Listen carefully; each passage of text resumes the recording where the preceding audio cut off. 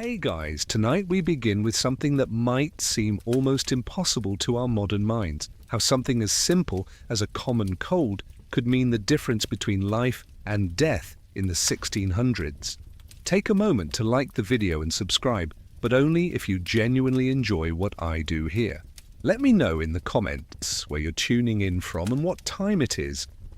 Are you settling in for the night in London? Perhaps it's already deep into the evening in New York. Maybe you're finding a quiet moment in Tokyo as dawn approaches. Dim the lights, maybe turn on a fan for that soft background hum, and let's ease into tonight's journey together. We're traveling back to a time when the human body was still largely a mystery, when disease was understood through ancient theories that seem almost quaint today, and when a simple sneeze could herald something far more serious than we can imagine. You wake in your modest chamber on a damp October morning in 1642. The air carries that peculiar chill that seeps through poorly fitted windows, and your breath forms small clouds in the dim light filtering through oiled paper panes. The straw mattress beneath you rustles as you shift, and you can already feel it. That familiar tickle in your throat, that heaviness behind your eyes that signals the arrival of what your neighbors simply call the cold. But this isn't the manageable inconvenience we know today. This is 1642, and you live in a world where the human body remains largely mysterious, where disease is understood through theories inherited from ancient Greece, and where what we casually dismiss as a common cold could easily become your final illness. The morning air in your small chamber carries the scent of damp wool and the lingering smoke from last night's fire. Your woolen nightgown clings uncomfortably to skin that feels somehow both feverish and chilled. You know this feeling. Everyone in your village knows this feeling. It's the way illness announces itself, creeping in like fog rolling across the moors, settling into your bones with the persistence of winter itself. The timber frame of your cottage creaks and settles around you, the sounds of wood responding to the morning's changing temperature. These are the familiar sounds of home, but today they seem somehow more present, more noticeable, as if your illness has sharpened your awareness of the world around you. The rough wooden walls, darkened by decades of smoke from the central hearth, seem to close in slightly, making the small chamber feel even more confined than usual. You rise slowly, your bare feet touching the cold wooden planks of the floor. The sensation sends a shiver through your already aching body. The floor is uneven, worn smooth by years of use, and you can feel every imperfection through your thin woolen stockings. Outside you can hear the sounds of your neighbors beginning their day. The creak of wooden shutters opening, the splash of water being drawn from the well, the low murmur of voices discussing the weather, the crops, the ever-present concern about sickness that shadows every conversation in these times. Through your small window you can see the village beginning to stir. Smoke rises from chimneys in thin grey columns, dissipating into the overcast sky. The cobbled street below is still wet from yesterday's rain, reflecting the pale morning light in irregular patterns. A neighbour's dog barks somewhere in the distance, and you hear the sound of cartwheels on stone as someone begins an early journey to market. Your throat feels raw, as if you've been breathing smoke all night. You swallow and the action sends a sharp pain from your throat down into your chest. This is how it always begins, not with the dramatic collapse of plague or the violent fever of smallpox, but with this deceptively gentle introduction that lulls people into thinking it might pass on its own. The pain in your throat has a particular quality that you recognize from previous illnesses. Not the sharp, stabbing pain of injury, but the deep, aching soreness that comes from within, as if the very tissues of your throat have become inflamed and sensitive. When you swallow, the muscles seem to work against themselves, creating additional discomfort that radiates upward toward your ears and downward toward your chest.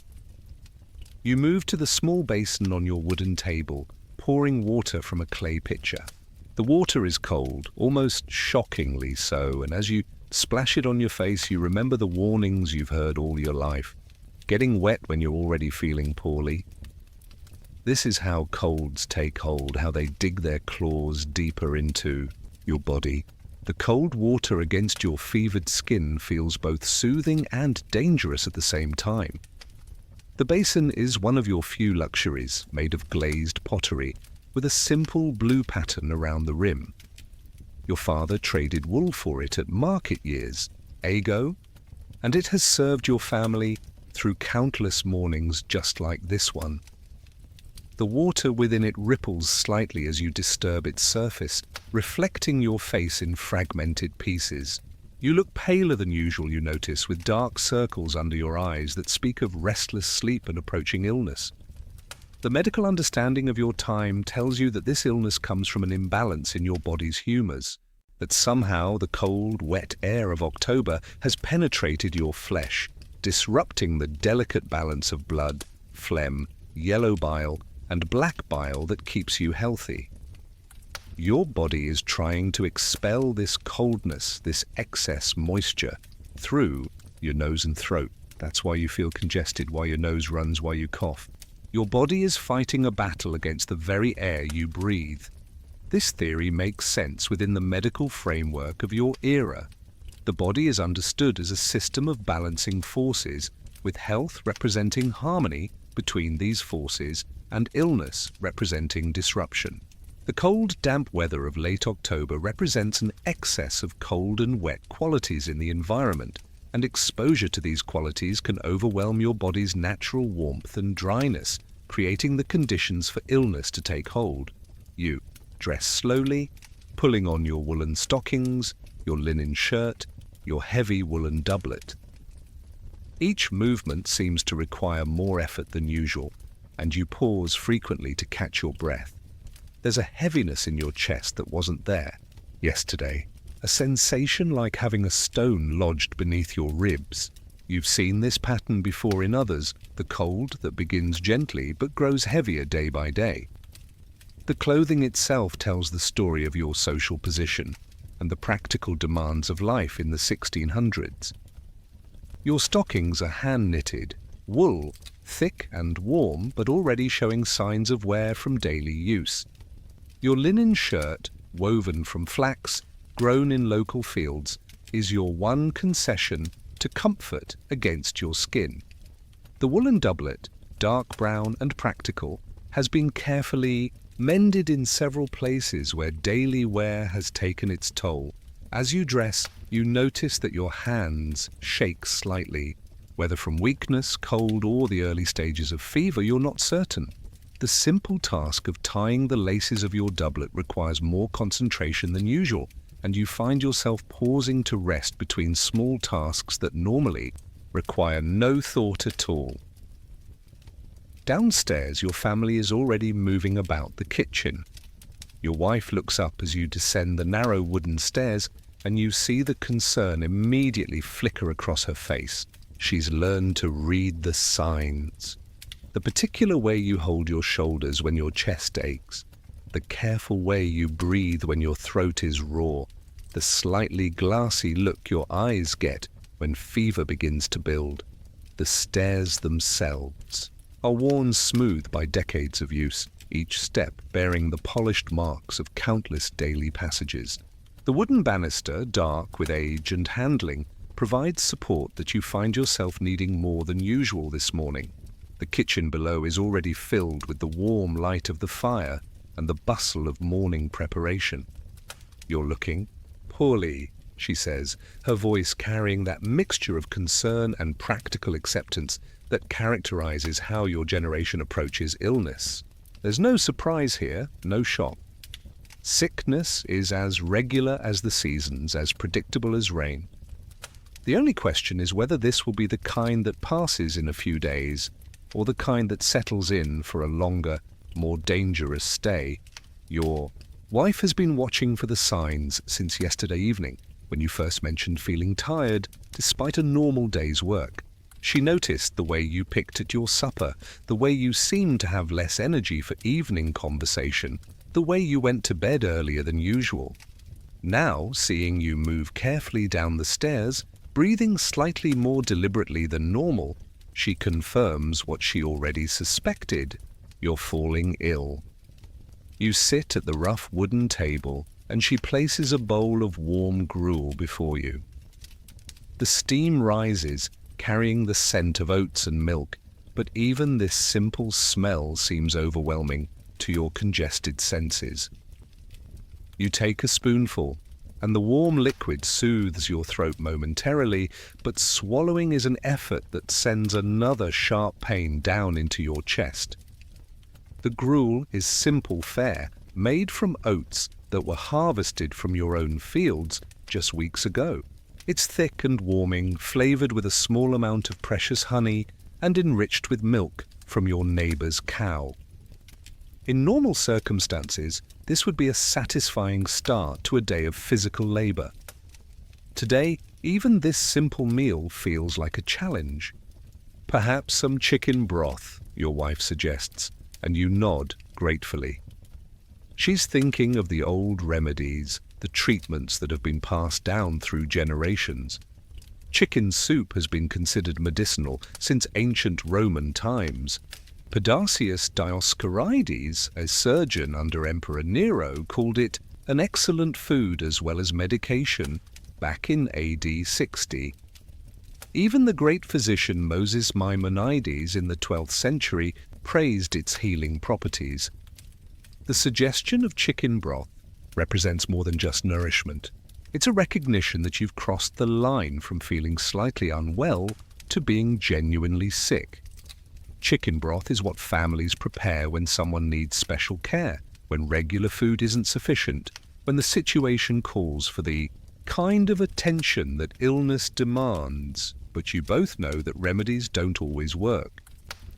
You've seen neighbors start with symptoms just like yours: the scratchy throat, the congestion, the mild fever, only to worsen day by day until what began as a simple cold became something that settled deep in their lungs, became the kind of sickness that required the priest instead of the physician. The memory of these failed recoveries hangs unspoken between you. Just last winter, the Cooper's youngest son began with symptoms identical to yours. For the first few days, everyone expected him to recover as he had from previous colds. But this illness followed a different pattern, growing stronger instead of weaker, settling into his chest until he could barely breathe, eventually claiming his life despite all efforts to save him. The kitchen fills with the familiar sounds of morning, the scrape of wooden spoons against clay bowls, the soft bubble of porridge cooking over the fire, the rustle of your wife's woolen skirts as she moves about her tasks. But underneath these normal sounds, you're acutely aware of your own breathing, the slight wheeze that wasn't there yesterday, the way each breath seems to require just a little more effort than it should. These normal domestic sounds usually provide comfort, the reassuring rhythm of household routines that mark the passage of days and seasons. Today they seem somehow distant, as if your illness is creating a barrier between you and the normal flow of family life. You hear your children stirring in the loft above, preparing for their own day of chores and responsibilities, but their voices seem muffled, less immediate than usual. You know that today you should rest, should stay warm, should avoid getting wet or chilled. The medical wisdom of your time is clear on this. Cold and moisture are the enemies of someone already fighting off illness. Bathing is particularly dangerous now because it would soften your skin, weaken your body's defenses, allow the cold to penetrate even deeper into your flesh. This understanding of illness as fundamentally related to cold and moisture shapes every decision about how to care for yourself. Your clothes must be kept dry, Your body kept warm, your exposure to cold air minimized. Even opening a window to let in fresh air is considered dangerous when you're already fighting off the effects of cold and dampness. But you also know that rest is a luxury few can afford. There are animals to tend, fields to work, tasks that can't wait for your body to heal itself. This is the cruel mathematics of life in the 1600s. The same physical labor that keeps your family fed is the same labor that could worsen your illness, that could push what might have been a minor cold into something far more serious. The economic reality of your situation allows little room for the kind of complete rest that might help you recover more quickly. Your family depends on your daily labor for survival, and the approach of winter means that every day of good weather must be used to complete essential tasks. The conflict between what your body needs and what your circumstances demand creates an additional stress that complicates your body's ability to fight off illness. You finish what you can of the gruel and prepare to face the day, knowing that you're walking a tightrope between recovery and decline, between the minor inconvenience of a cold and the major threat of what that cold could become in a world without antibiotics, without modern understanding of infection, without any of the medical knowledge that would make this nothing more than a few uncomfortable days. By mid-morning, you're working in the field behind your cottage, harvesting the last of the turnips before the first hard frost.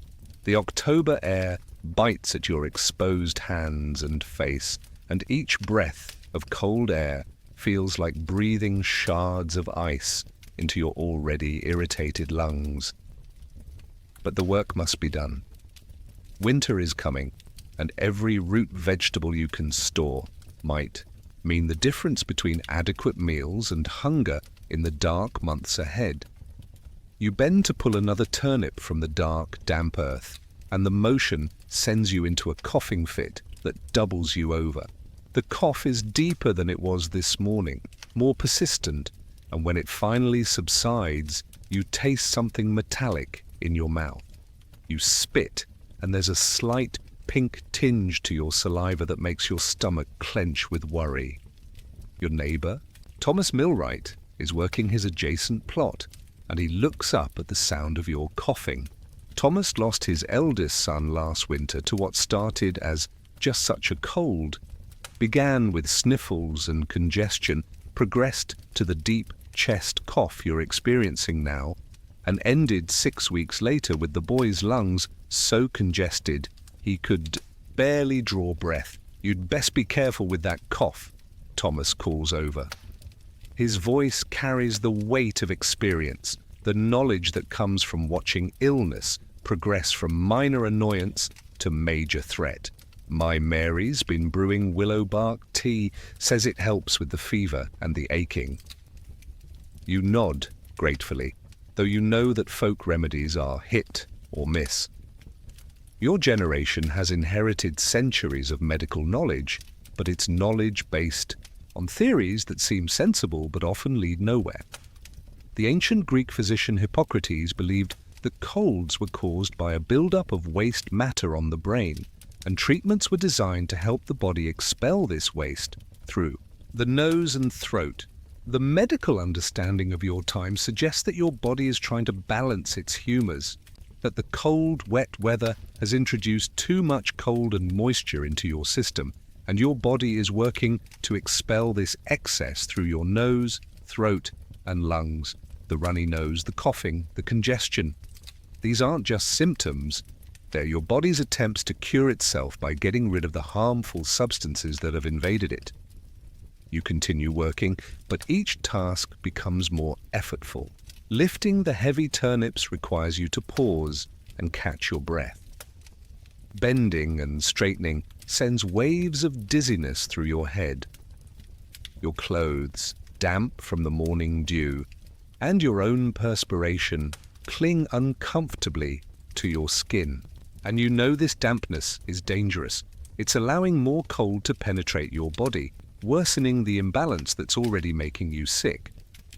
By noon, the sun has burned off some of the morning mist, but you're feeling worse rather than better. Your throat has progressed from scratchy to raw, and swallowing your midday ale is genuinely painful. Your chest feels tight, as if someone has wrapped rope around your ribs and is slowly tightening it. Each breath is shallow, careful, an attempt to avoid triggering another coughing fit.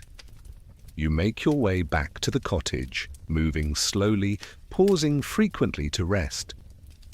Your wife takes one look at you and immediately begins preparing what your family calls the sickness meal, a thin broth made from chicken bones with bread, soaked until it's soft enough to swallow without much chewing.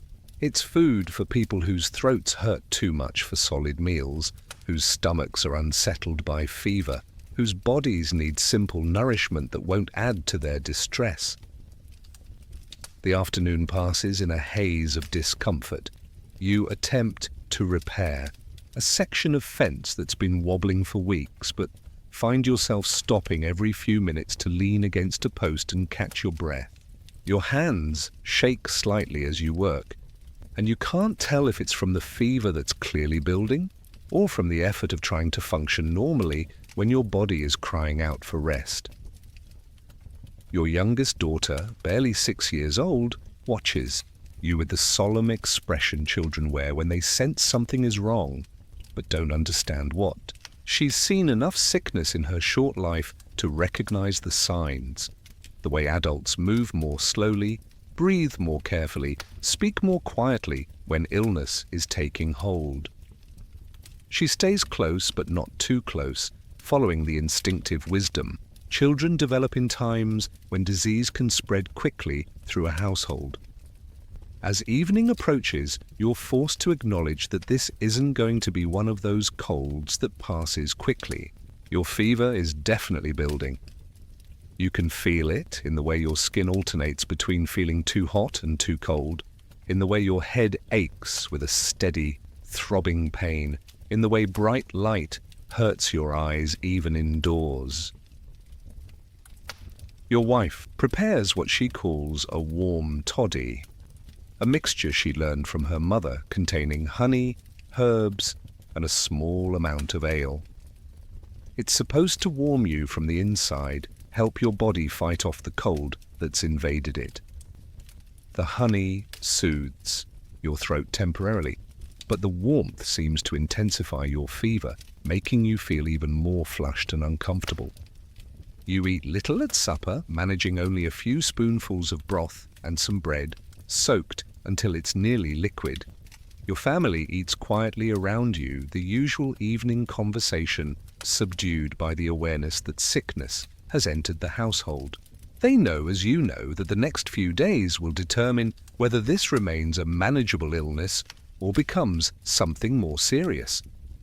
After supper, you sit by the fire, wrapped in your heaviest woolen blanket, trying to get warm while simultaneously feeling overheated from the fever. The firelight flickers on the walls, casting dancing shadows that seem to move with the same rhythm as your labored breathing. Your chest hurts now with each breath. Not the sharp pain of an injury, but the deep, aching pain of lungs that are working too hard, struggling with congestion that's thickening by the hour. Your wife sits nearby, mending a shirt by firelight, but you catch her glancing at you frequently. She's counting your breaths, listening for changes in the sound of your cough, watching for the subtle signs that will tell her whether you're stabilizing or getting worse. This is the expertise that wives and mothers develop in times when medical care is basic and often ineffective. The ability to read the progression of illness, to judge when to try home remedies and when to call for the physician. You attempt to read from your small collection of books, a Bible, a farmer's almanac, a collection of moral tales. But the words blur together, and the effort of focusing makes your headache worse. So you simply sit, listening to the familiar sounds of your household settling into evening routines, feeling your body's steady decline from minor discomfort to genuine illness. Your cough is becoming more frequent, more persistent. What started as an occasional throat clearing has become a regular hacking that brings up thick, yellowish phlegm. According to the medical understanding of your time, this is actually a good sign. Your body is successfully expelling the corrupt humors that are making you sick. But it's also concerning because the effort of coughing is exhausting you, and each coughing fit leaves you breathless and dizzy. As you prepare for bed, moving slowly up the narrow stairs to your chamber, you realize that climbing the stairs has become genuinely difficult. Halfway up, you have to stop and rest, leaning against the wall while you catch your breath. Your wife follows behind you, close enough to catch you if you stumble, but not commenting on your obvious weakness. There's no point in stating what you both already know, that you're getting sicker, not better. In your chamber, she helps you change into your nightgown, a task that normally takes moments, but now requires several pauses for rest. Your skin feels hot and clammy, and you shiver despite the fever. She brings extra blankets, knowing that fever often brings chills, that your body's temperature regulation has been disrupted by the illness. You lie down carefully, positioning yourself slightly upright against pillows to make breathing easier. The congestion in your chest has worsened throughout the day, and lying flat makes you feel like you're drowning in your own phlegm. Your breathing is audible now, a wet, rattling sound that worries you both, though neither of you mention it. Your wife sits beside the bed for a while, her hand resting lightly on your forehead. Your fever has definitely increased since morning. Your skin is hot to the touch, and you're beginning to show signs of the sweating and chills that accompany serious illness. She's calculating in her mind the remedies she knows. Willow bark for fever, honey for throat pain, steam from boiling water for chest congestion. But she's also thinking about more serious possibilities, about calling for the physician, about the herbal remedies that are said to help when simple colds turn into lung fever. You drift in and out of uneasy sleep, your rest broken by coughing fits that leave you gasping and exhausted. Each time you wake, your throat feels raw, your chest tighter, your fever higher. Through the small window, you can see stars appearing in the clear October sky, and you find yourself thinking about the seasonal nature of illness, how colds and fevers always seem worse in the months when the air turns cold, when the balance between warm and cold in the natural world shifts toward the dangerous extremes that can tip a human body from health into sickness. By midnight, you're definitely worse. Your cough has a harsh, barking quality that echoes through the small chamber, and you're bringing up more phlegm with each fit. Your fever has reached the point where you're alternately throwing off blankets and pulling them back up, unable to find a comfortable temperature. Your breathing has become labored enough that it's audible even when you're not coughing, a wet, struggling sound that suggests your lungs are filling with the fluid your body is producing in its attempt to fight off the illness. Your wife sits up with you through much of the night, offering sips of warm honey water, adjusting pillows to help you breathe, wiping the sweat from your forehead when the fever peaks. She's seen this pattern before, the cold that starts mildly but worsens steadily, the breathing that becomes more labored each day, the fever that climbs despite all attempts to control it. Neither of you speaks about what you're both thinking, that this simple cold, which seemed so manageable yesterday morning, has already progressed beyond the realm of minor illness. In a world without effective treatments for respiratory infections, without antibiotics to fight bacterial complications, without even a clear understanding of what causes these illnesses, you're both aware that the next few days will be critical. As dawn approaches, you're exhausted from the effort of breathing, from the constant coughing, from the fever that's making you alternate between burning hot and shivering cold. Your throat is so raw that even swallowing your own saliva is painful, and your chest feels like it's being compressed by an invisible weight that grows heavier with each passing hour. This is how people died from common colds in the 1600s, not from the cold itself, but from the complications that followed when the body's attempts to fight off illness were inadequate, when secondary infections took hold in lungs weakened by persistent coughing, when fever climbed beyond the body's ability to regulate temperature, when the simple act of breathing became a struggle that exhausted the patient's remaining strength. The third day begins before dawn with a coughing fit so violent that it leaves you gasping and retching. Your wife wakes immediately, her hand finding your forehead in the darkness, and you both know without words that your fever has climbed higher during the night. Your skin burns with dry heat, and when you try to sit up, the room spins around you in nauseating circles. "I'm calling for the physician," your wife says quietly, and you don't argue. The time for home remedies and hopeful waiting has passed. Your breathing has become a conscious effort, each inhalation requiring deliberate focus, and the congestion in your chest has thickened to the point where you can hear the fluid rattling with every breath. By the time the physician arrives mid-morning, sun is streaming through your small window, but you barely notice.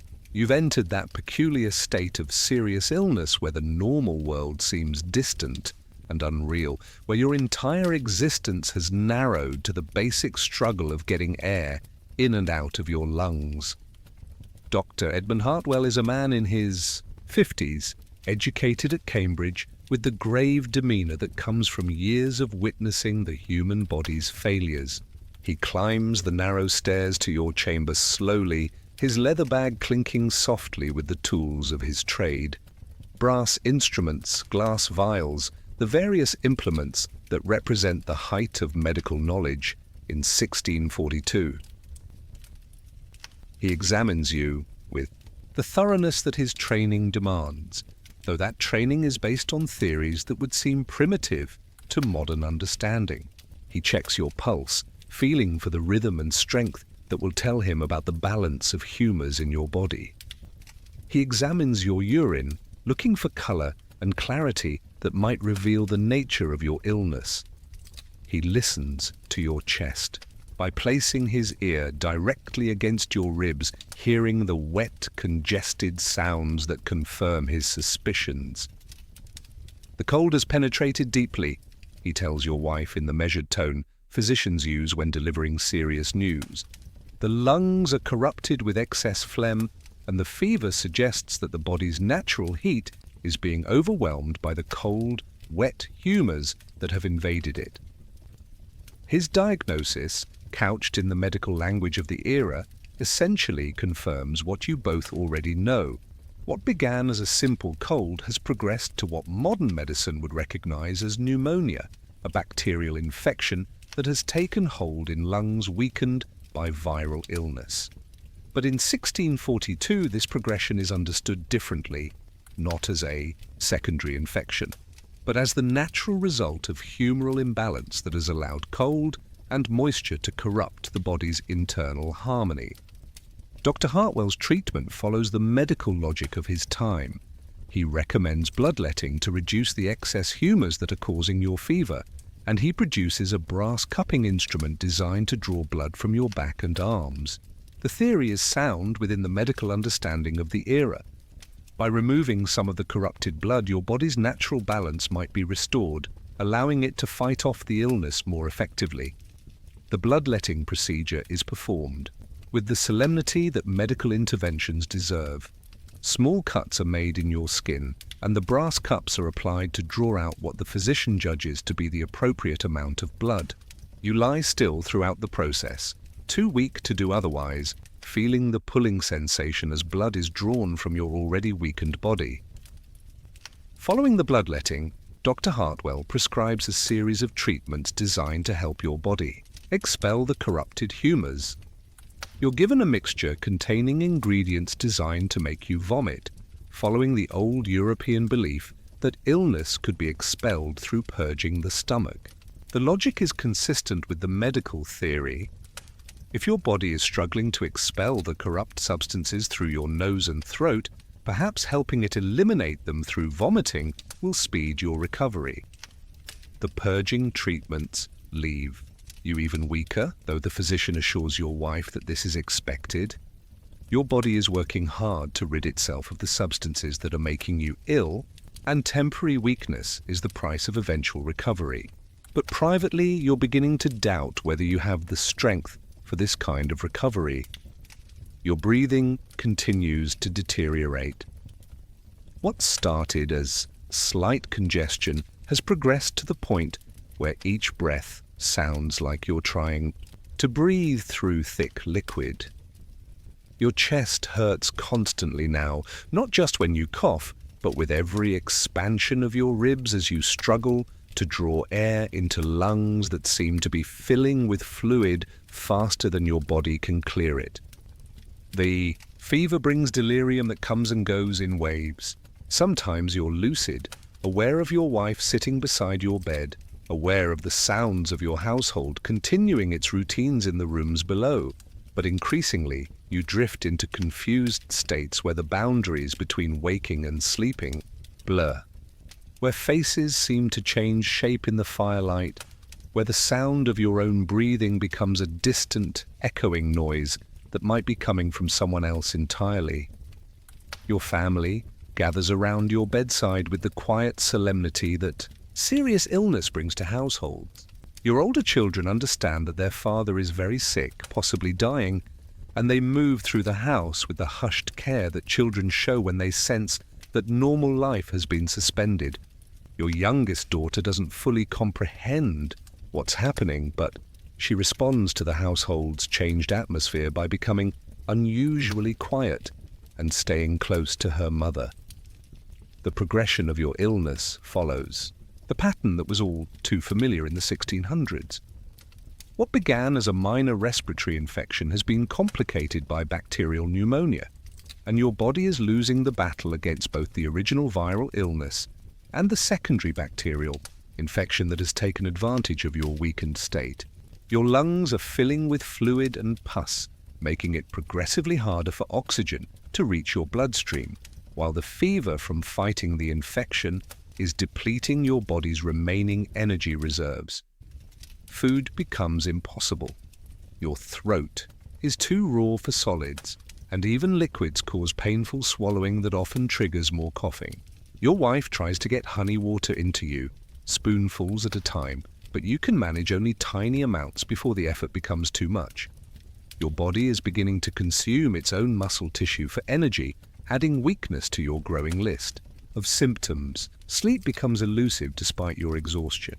The congestion forces you to remain propped upright, and the constant coughing prevents any sustained rest. When you do manage to doze, you wake after minutes or hours with the panicked sensation of drowning, gasping for air that seems too thick to breathe, coughing up increasingly bloody phlegm that stains the cloths your wife holds for you. The nights are the worst. In the darkness, with only the dying fire for light, the sound of your struggling breathing fills the small chamber like a death rattle. Your wife sits beside you, sometimes placing her hand on your chest to feel the labored rise and fall, sometimes just listening to make sure you're still fighting. She dozes fitfully in her chair, waking at any change in the sound of your breathing, ready to help you sit up during coughing fits or to wipe the sweat from your face when fever peaks. By the fourth night, your condition has deteriorated to the point where breathing requires your complete concentration. Each inhalation is a conscious act of will, each exhalation a relief that you're not sure you'll be able to repeat. The fluid in your lungs has reached the point where you're essentially drowning from the inside, your body producing more infected material than it can expel. Your airways becoming increasingly blocked by the thick, bloody phlegm that your weakened cough can no longer effectively clear. Your fever climbs to dangerous levels, bringing hallucinations that blend with moments of clarity in disturbing ways. You see faces from your childhood mixed with strangers who speak in voices you don't recognize. You have conversations with people who aren't in the room, respond to questions that haven't been asked, react to sounds and sights that exist only in your fevered imagination. But in moments of lucidity, you're acutely aware of what's happening to you. You understand that your body is failing, that the simple cold that seemed so manageable 4 days ago has progressed beyond the point where recovery is likely. You can feel your strength ebbing with each labored breath, can sense your body's systems beginning to shut down as the infection overwhelms your remaining defenses. Your family maintains their vigil, taking turns sitting beside your bed, offering what comfort they can. Your wife continues to try giving you tiny sips of liquid, though you can barely swallow. Your older children speak to you softly, telling you about their day, about the work they're doing to maintain the household, about their hopes that you'll feel better soon. They don't mention their fears, but you can see the knowledge in their eyes. They understand that you're dying, that this illness has progressed beyond the point of simple recovery. The physician visits again, but his options are limited by the medical knowledge of the era. He can bleed you again, though you're already weakened by blood loss. He can prescribe additional purging treatments, though your body is too weak to tolerate them. He can recommend prayer and the comfort of family, which is essentially an acknowledgement that medical intervention has reached its limits. This is the cruel reality of serious illness in the 1600s. Once complications set in, once a simple cold progressed to lung infection, there were no effective treatments available, no antibiotics to fight bacterial infections, no IV fluids to prevent dehydration, no oxygen therapy to help struggling lungs, no understanding of supportive care that might help the body fight off infection while maintaining its strength. Instead, medical treatment often made things worse. Bloodletting weakened patients who were already struggling. Purging treatments dehydrated people whose bodies were already depleted by fever. The well-intentioned interventions of physicians, based on the best medical knowledge available, frequently hastened the very deaths they were meant to prevent. As your fifth night approaches, your breathing has become increasingly shallow and irregular. The periods between breaths grow longer, the effort required for each inhalation greater. Your fever has reached the point where your body can no longer regulate its temperature effectively, and you alternate between burning heat and violent shivering that exhausts your remaining strength. Your wife sits beside you through the night, holding your hand, speaking softly about memories you share, about her love for you, about her hopes for your children's futures. She knows, as you know, that morning might not come for you, that this simple cold has become the illness that will end your life at the age of 34, leaving her widowed and your children fatherless. This is how people died from common colds in the 1600s, not quickly or dramatically, but slowly and inevitably, as minor respiratory infections became major complications that overwhelmed bodies weakened by poor nutrition, harsh living conditions, and medical treatments that, despite good intentions, often did more harm than good. Dawn breaks on the sixth day with an almost miraculous change.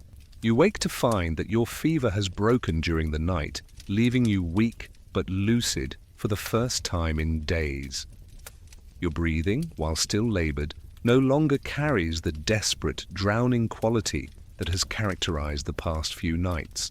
The crisis has passed, and your body has somehow found the strength to begin fighting back against the infection that nearly claimed your life. Your wife wakes in her chair beside your bed to find you looking at her with clear eyes instead of the fevered, unfocused gaze that has frightened her for days. The relief that washes over her face is profound, and she reaches immediately for your forehead, confirming what she can already see. Your skin is cooler. damp with the sweat of a broken fever rather than burning with the dry heat of dangerous illness. "The fever's broken," she whispers, as much to herself as to you, and you nod weakly. You understand what this means. That you've passed through the most dangerous phase of your illness, that your body has found some reserve of strength to fight off the infection that was overwhelming it. You've survived what kills many others, though you're not yet sure why or how. The physician, when he arrives later that morning, nods with the satisfied air of someone whose treatments have proven effective. Within the medical understanding of your time, the bloodletting and purging have successfully helped your body expel the corrupted humors that were causing your illness. The breaking of your fever is evidence that the balance of your bodily systems is being restored, that the cold and wet influences that invaded your body are being overcome by your natural heat and dryness. But you suspect, in some wordless way, that your recovery has less to do with medical intervention than with the simple fact that your body happened to be strong enough to fight off the infection on its own. You've seen others receive identical treatments and continue to decline, just as you've seen some people recover from serious illnesses with no medical care at all. There's something almost random about who survives these crises and who doesn't, something that seems to depend more on individual constitution than on any treatment or remedy. Your recovery is slow and uncertain. For days, you remain too weak to leave your bed, able to manage only tiny sips of broth and honey water. Your chest still aches with every breath, and coughing fits continue to bring up thick phlegm, though it's no longer the bloody, infected material that marked the worst days of your illness. Your voice, when you try to speak, is barely a whisper. Your throat still raw from days of violent coughing. But gradually, almost imperceptibly, you begin to improve.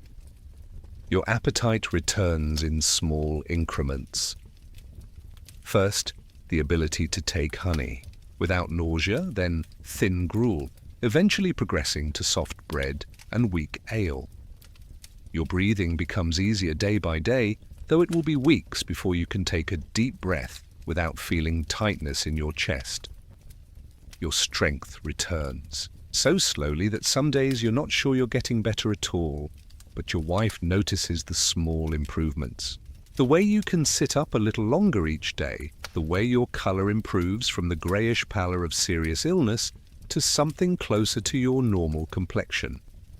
The experience changes your understanding of your own mortality in ways that are difficult to articulate. You've felt your life hanging by the thinnest of threads, felt your body's systems shutting down one by one, experienced the peculiar clarity that comes when death feels imminent and inevitable. The knowledge that a simple cold came so close to killing you is sobering in ways that abstract awareness of mortality never could be.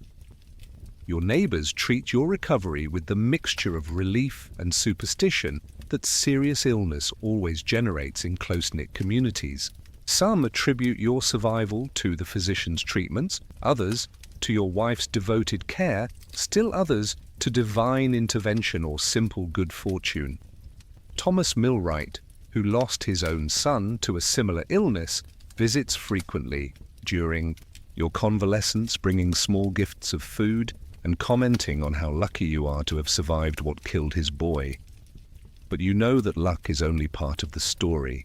Your recovery reflects the complex interplay of factors that determine survival in an era before effective medical treatments.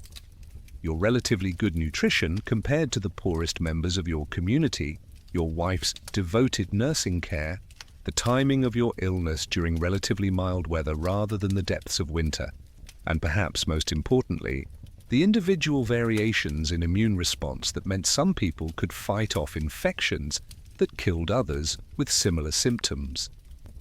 As weeks pass and your strength gradually returns, you begin to understand how profoundly this experience has changed your perspective on the fragility of life. Every breath feels more precious because you remember the struggle to breathe.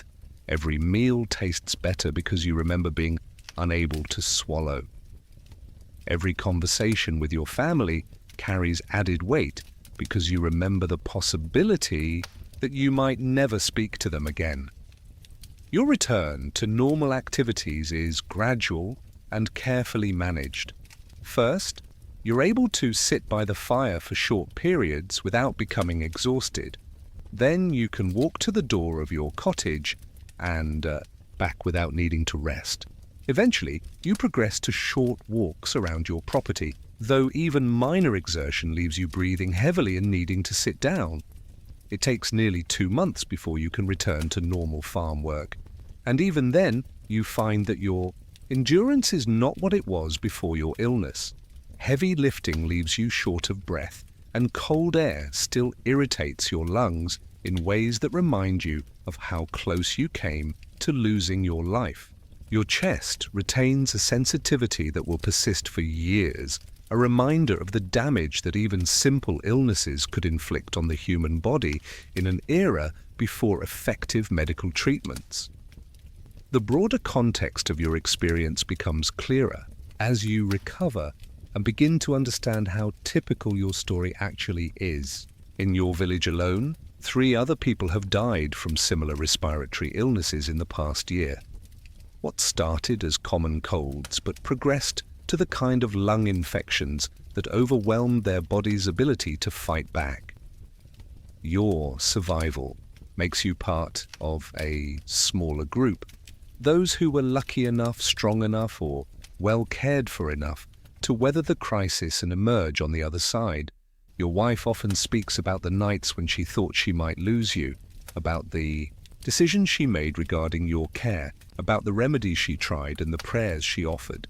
She's developed the kind of expertise that comes from nursing someone through a life-threatening illness, an understanding of the subtle signs of improvement or decline, the ability to read changes in breathing patterns, the knowledge of when to push fluids and when to let you rest. The experience has also changed your family's approach to minor illnesses. Where once a scratchy throat or stuffy nose was dismissed as a minor inconvenience, now these symptoms are taken seriously from the beginning.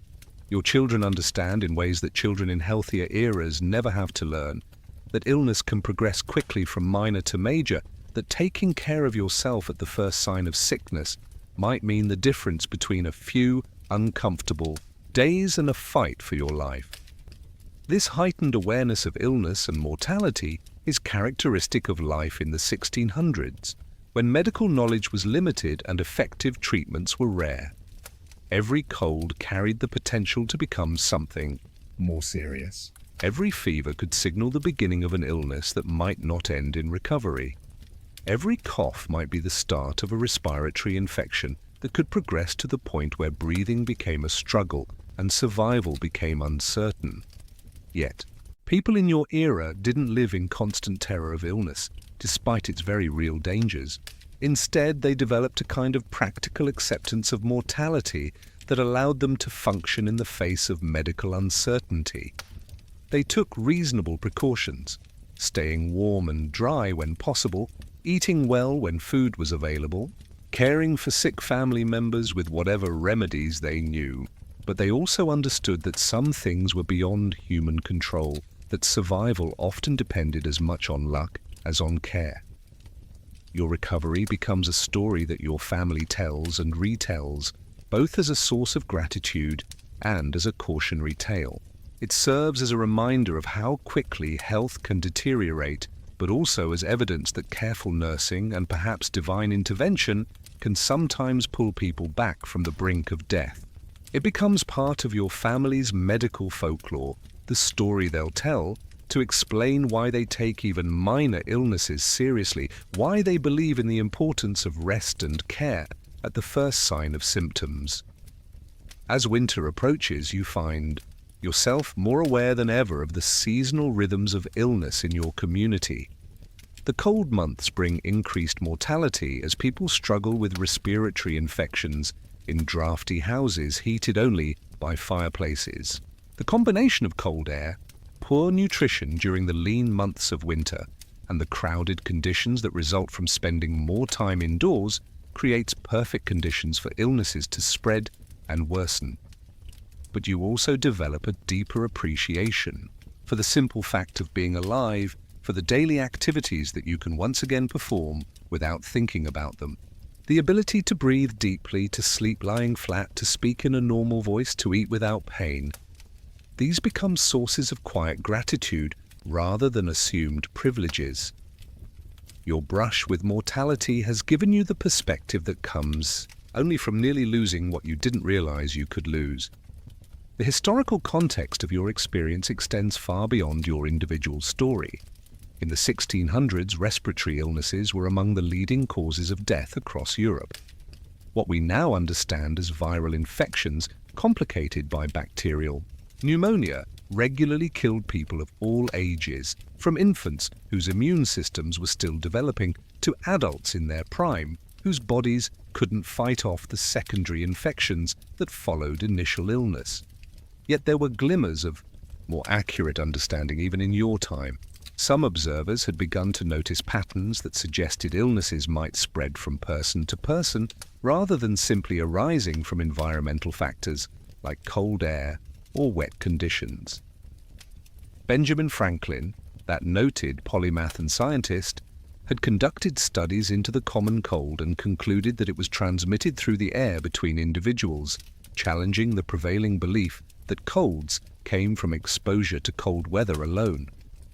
But such insights were rare and often dismissed by the medical establishment, which remained committed to theories inherited from ancient Greece and Rome. The idea that invisible agents might cause disease, that illnesses could be prevented by avoiding contact with sick people, that simple measures like covering your mouth when sneezing might protect others. These concepts existed on the margins of medical thinking, but hadn't yet revolutionized approaches to preventing and treating illness. Your story, therefore, represents both the dangers and the limitations of medical care in the 1600s. You survived, despite rather than because of many of the treatments you received. Your recovery depended more on your individual constitution, your wife's devoted care, and sheer luck than on any medical intervention that actually addressed the cause of your illness. The knowledge that such a simple, common illness could have killed you becomes a defining awareness that shapes the rest of your life. You understand now in a visceral way that no amount of abstract knowledge could provide why your parents' generation spoke of illness with such gravity, why community members rally around sick families with such urgency, why the death of healthy adults from minor illnesses is accepted as an unfortunate but not uncommon part of life. Your experience also illuminates the social dimensions of illness in your era. Survival often depended as much on having someone to provide care as on the illness itself. Families without devoted caregivers, without the resources to rest and recover properly, without access to even basic remedies like honey and herbs, faced much worse outcomes when serious illness struck. Your recovery was aided by your wife's ability to sit with you through long nights, to prepare special foods for your recovery, to monitor your condition and call for help when needed. This social support system was crucial in an era when medical intervention was limited. Communities developed networks of mutual aid that helped families cope with illness, sharing knowledge about remedies, providing food and care when needed, offering the emotional support that helped people endure both the physical challenges of illness and the uncertainty about outcomes. As your strength returns and you resume your place in your community, you find that your experience has given you a different relationship with your neighbors who are facing similar health challenges. You understand now what it means to struggle for breath, to feel your body failing despite your will to survive, to face the very real possibility that a common illness might become a final illness. This knowledge makes you more attentive to others' suffering, more generous with offers of help and support. the seasonal cycle of illness in your community becomes something you observe with new awareness. You notice how respiratory infections increase as the weather turns cold, how they spread through families and neighborhoods with predictable patterns, how some people seem more susceptible than others to serious complications. You develop the kind of practical wisdom about illness that comes only from personal experience with its dangers. But your story is just one thread in the vast tapestry of human experience with infectious disease throughout history. From ancient Greece to medieval Europe, people struggled with the same basic challenge: how to understand and treat illnesses that seem to arise without warning and progress according to their own mysterious logic.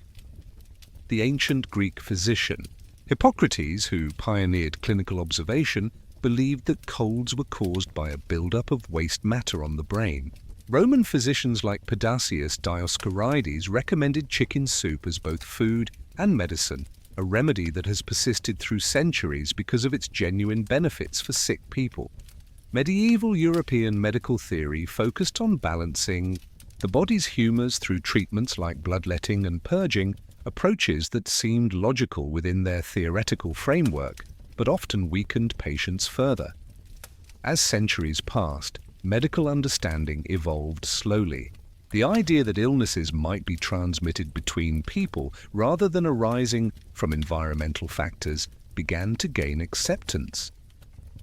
The practice of covering one's mouth when sneezing, originally recommended by medieval Christians who believed the soul might escape during sneezing accidentally, provided real protection against the spread of infectious diseases. By the 18th century, physicians like Benjamin Franklin were conducting systematic studies of disease transmission, laying the groundwork for more accurate understanding of how illnesses spread. But real breakthroughs in treating respiratory infections wouldn't come until the development of antibiotics in the 20th century, more than 250 years after your recovery. The Common Cold Unit, which operated near Salisbury from 1946 to 1989, finally isolated the viruses responsible for many respiratory infections and developed the treatments we find on pharmacy shelves today. But for most of human history, people like you faced these challenges with courage, care from their families, and hope that their bodies would find the strength to recover on their own. Your experience in 1642 represents thousands of years of human struggle with infectious disease, the vulnerability that comes from limited medical knowledge, and the resilience that allows communities to endure and support each other through health crises. It reminds us that survival often depended more on individual constitution and devoted care than on medical intervention, and that recovery from serious illness was always a gift to be treasured rather than an outcome to be expected.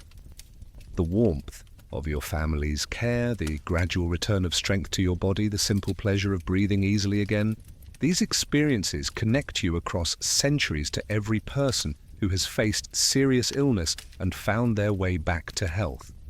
Your story is both intensely personal and universally human, both specific to the medical limitations of the 1600s and timeless in its exploration of mortality, recovery, and the precious fragility of life itself. In the quiet of your recovery, as winter settles over your small village and the fire crackles softly in your hearth, you understand that you've been given something precious, not just your life, but the deep appreciation that comes only from nearly losing it. And in that understanding you find peace, gratitude, and the gentle wisdom that emerges from surviving what many others